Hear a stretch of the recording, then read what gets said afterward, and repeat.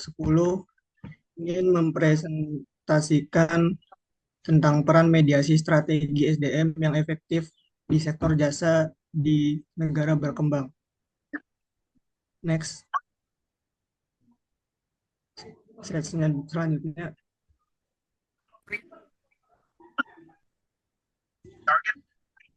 Yang pertama yaitu ada pengembangan teori dan hipotesis. Efektivitas SDM dapat dijelaskan dalam berbagai perspektif seperti digunakan sebagai pengganti kinerja organisasi. Ukuran yang terkait dengan tenaga kerja termasuk ketidakhadiran dan pencabutan izin kerja, pencapaian tujuan seperti pencapaian target yang terkait dengan pengembangan karyawan dan perspektif politik yang menekankan efektivitas penilaian pemangku kepentingan. Efektivitas SDM yang tinggi ditandai dengan yang pertama produktivitas karyawan tinggi, yang kedua tingkat keterlibatan karyawan tinggi, yang ketiga turnover karyawan rendah. Next.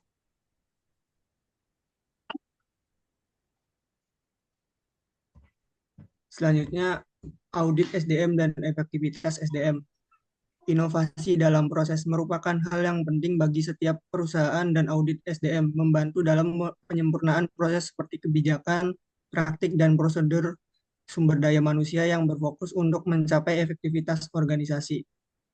Audit SDM memperkuat peran SDM dalam organisasi. Next.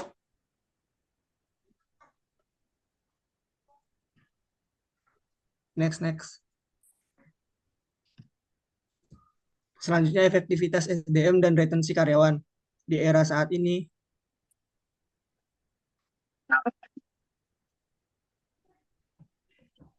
slide sebelumnya. Ini udah.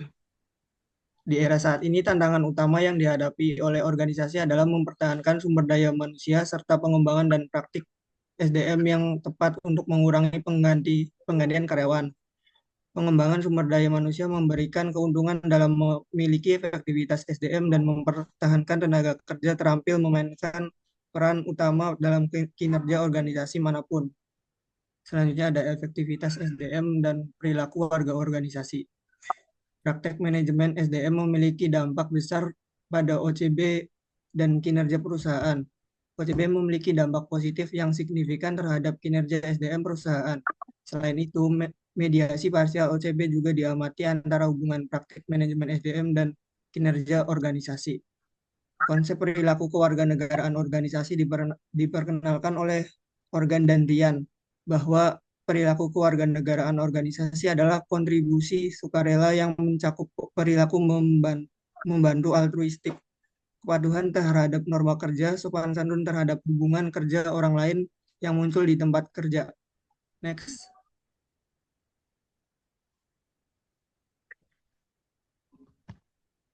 Selanjutnya ada audit SDM, efektivitas SDM, dan retensi karyawan. Penelitian telah mengkonfirmasi hubungan antara audit SDM dan efektivitas SDM, dan penelitian juga merekomendasi hubungan antara efektivitas SDM dan retensi karyawan. Hal ini memberikan dukungan teoritis terhadap mediasi efektivitas SDM dalam hubungan audit SDM dan retensi karyawan. Demikian pula penelitian lain membahas bahwa audit SDM adalah evaluasi komprehensif sistem strategi budaya dan kompetensi SDM dan dampaknya terhadap tujuan bisnis jangka pendek dan jangka panjang. Selanjutnya ada audit SDM, efektivitas SDM, dan perilaku kewarganegaraan organisasi. Banyak peneliti yang mengonfirmasi hubungan antara audit SDM dan efektivitas SDM. Dan penelitian juga mengonfirmasi hubungan antara efektivitas SDM dan perilaku kewarganegaraan organisasi. Hal ini mengonfirmasi landasan teoritis untuk mediasi efektivitas SDM antara audit SDM dan perilaku kewarganegaraan organisasi. Demikian pula, para peneliti membahas bahwa efektivitas SDM mencakup proses yang dikembangkan dan dijalankan secara khusus oleh Departemen dan Profesional SDM untuk memahami kinerja dan dasar kompetitif untuk kemajuan organisasi yang lebih baik. Next.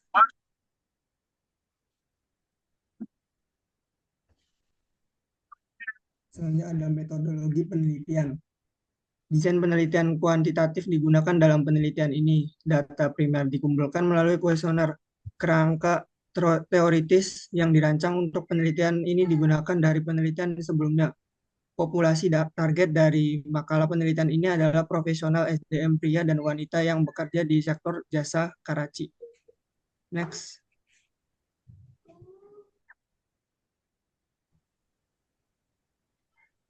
Selanjutnya di sini ada penilaian model pengukuran. Pada tabel 1 terdapat nilai alpha Kronberg dan skor rata-rata varians yang diekstrasi untuk mengevaluasi skala dalam penelitian ini. Di dalamnya konsistensi internal dan F-rate diperiksa lebih lanjut. Alpha Kronberg dievaluasi untuk memastikan konsistensi internal variabel yang diberikan. Bagosi dan Yi menganggap bahwa nilai alpha Kronberg tidak boleh kurang dari 0,70 karena pada tabel 1 nilai alpha Kronberg lebih tinggi dari 0,70.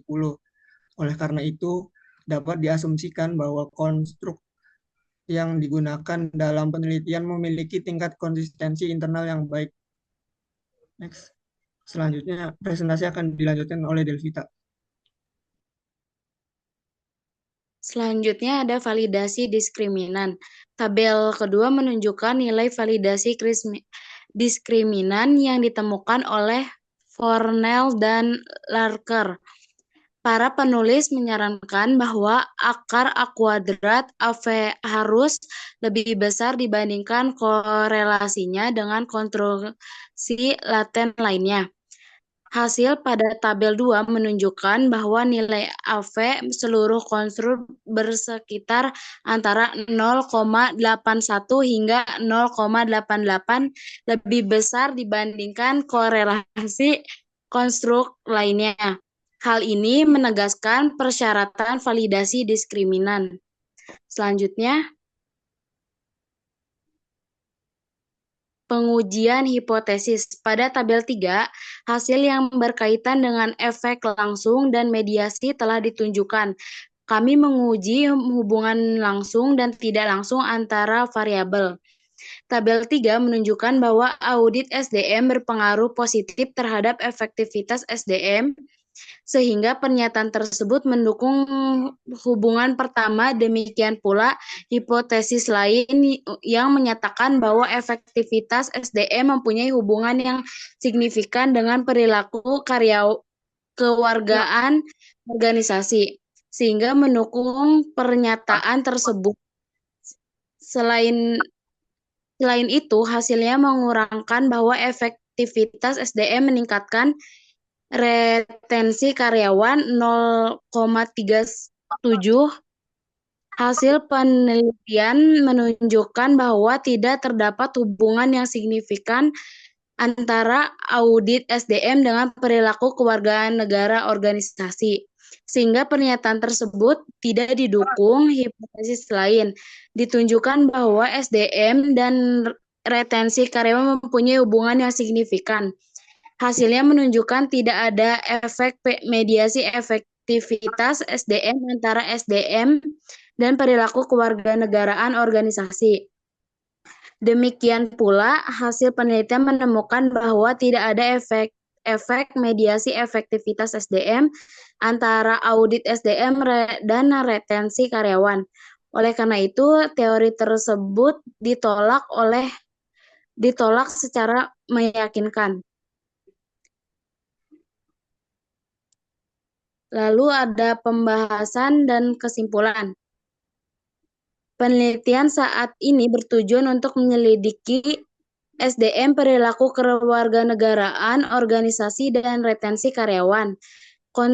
Kontribusi teoritas penelitian mempunyai cara yang berbeda. Pertama, penelitian ini mencoba untuk menguji hubungan audit SDM dengan efektivitas SDM.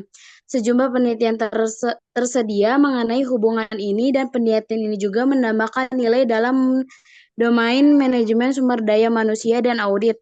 Hasilnya menunjukkan bahwa audit SDM berdampak positif terhadap efektivitas SDM. Audit SDM yang efektif meningkatkan kinerja Departemen SDM. Hasilnya serupa dengan penelitian Salanova dan kawan-kawan 2005 dan Panda dan Reddy. Implikasi manajerial. Hasil mengarah pada implikasi penelitian ini. Manajemen sektor jasa harus fokus pada strategi sumber daya manusia yang efektif dan membuat persyaratan wajib untuk menilai kebutuhan masa depan dan mengevaluasi efektivitas sumber daya manusia dalam satu organisasi. Profesional HR harus memiliki keahlian dalam teknik audit HR dan pengetahuan dasar terkait audit untuk meningkatkan kinerja HR. Hal ini membutuhkan pelatihan profesional HR. Manajemen harus mendorong dan berinvestasi pada SDM. Selanjutnya, ada keterbatasan dan arah. Meskipun penelitian ini memiliki beberapa kontribusi terhadap praktik dan literatur, namun hanya sedikit keterbatas diamati. Pertama, penelitian ini dilakukan pada sektor jasa. Kedua, kami telah menggunakan audit SDM secara satu variabel. Penelitian di masa depan dapat dilakukan dengan mengidentifikasi dan menggunakan subdimensi audit SDM. Ketiga, penelitian ini dilakukan berdasarkan sampel yang kecil, dapat dilakukan penelitian selanjutnya menggunakan ukuran sampel yang besar. Dalam penelitian dengan menggunakan Smart PLS dan AMOS, kami telah mengumpulkan data dengan menggunakan teknik confidence sampling. Penelitian selanjutnya mungkin dilakukan menggunakan teknik probabilitas sampling. Sekian penjelasan dari kelompok kami. Ada yang ingin ditanyakan?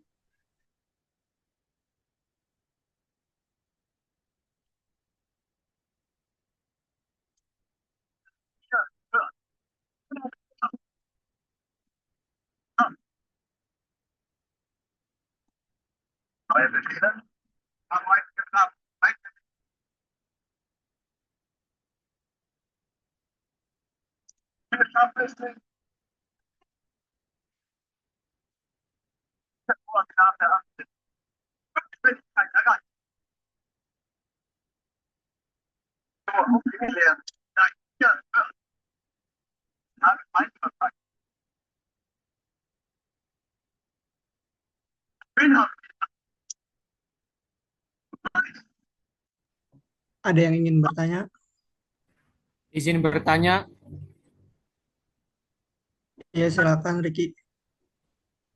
eh, apa saja sih perspektif yang digunakan untuk mengukur efektivitas SDM? Ada lagi yang ingin bertanya? Aku. Ya, silakan Dika. Apa dampak perilaku kewarganegaraan, organisasi, atau OCB terhadap efektivitas SDM?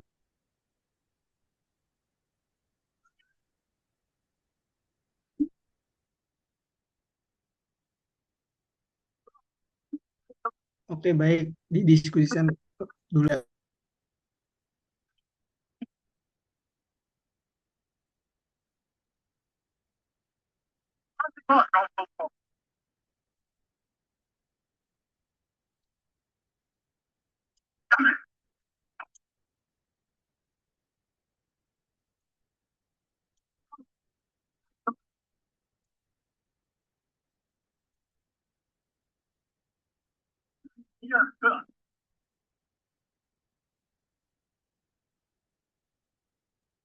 Baik, saya akan menjawab pertanyaan dari Dika, yaitu pertanyaannya apa saja perspektif apa dampak perilaku kewarganegaraan organisasi terhadap efektivitas SDM? Yaitu jawabannya seperti perilaku membantu, kepatuhan terhadap norma kerja, dan sopan santun memiliki dampak positif terhadap efektivitas SDM. Perilaku ini menunjukkan loyalitas dan sikap yang signifikan dalam mencapai tujuan organisasi. Cukup. Cukup, Ya, Ji. cukup. Terima kasih. Saya ingin menjawab pertanyaan dari Ricky. Pertanyaannya kan apa saja perspektif yang digunakan untuk mengukur efektivitas SDM? Perspektif yang digunakan dalam mengukur efektivitas SDM mencakup pengganti kinerja organisasi.